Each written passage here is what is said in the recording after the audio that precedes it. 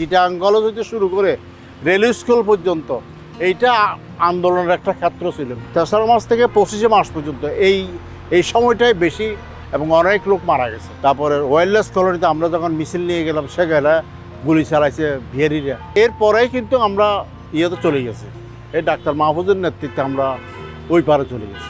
আমরা অগাস্ট মাসে ফিরছি, অগাস্ট সেপ্টেম্বর মাসে ফিরছি। ওই তখন আমরা চট্টগ্রাম শহরে গেরিলা ওয়ারফেয়ার শুরু করছি। বিদ্যুতের খুঁটি, তারপরে ট্রান্সফরমার, এগুলি আমরা ডেমোলিশ করে দিয়েছিলাম। জানারকিল যে ইয়ে ছিল, রেলওয়ে ব্রিজ ছিল, সেটা মানে পাকিস্তানি আর্মি যাওয়ার সময় ডেমোলিশন করছিলাম। পরে অনেক পাকিস্তানি আর্মি সেখানে মারা গেছে। মুক্তিযুদ্ধ সব স্বপ্ন বাস্তবায়ন হয়ে যায়। স্বাধীনতাটা আসছে, মুক্তি আন্দোলনটা এখনো হয়নি। অর্থনৈতিক যে মুক্তি মানুষের, ওইটা এখনো পর্যন্ত মানে পূরণ হয়নি। প্রতিটা ক্ষেত্রে আমরা নির্যাতিত হয়েছিলাম, আমাদের অধিকারগুলো বঞ্চিত হয়েছিল। রাস্তায় নামা ছাড়া আমাদের কোনো উপায় ছিল না। যখন 18 তারিখে ঢাকা চট্টগ্রাম মহাসড়কে শত শত ভাইকে গুলি করা হয়, আমরা যখন জেনেছি আমাদের মৃত্যু নিশ্চিত, তখন আমরা চিন্তা করেছি আর ঘরে বেশি থাকার সুযোগ নাই, আমরা চূড়ান্ত আন্দোলনে আমরা ঝাঁপিয়ে পড়ি।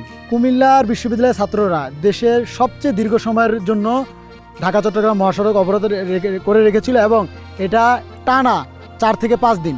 আমরা চাই 24-এর আন্দোলন কখনো ব্যর্থ না হোক, ছাত্র জনতার বিপ্লব যাতে বাস্তবমুখী হবে। এই জন্য সরকারের প্রতিটা পর্যায়ে ছাত্রদের অংশগ্রহণের মাধ্যমে নতুন স্বৈরাচার যেন কায়েম না হয়, এই জন্য সকলে মিলে কাজ করুক এবং আমরা চাই মানুষের যে অধিকার তা সুনিশ্চিত হোক।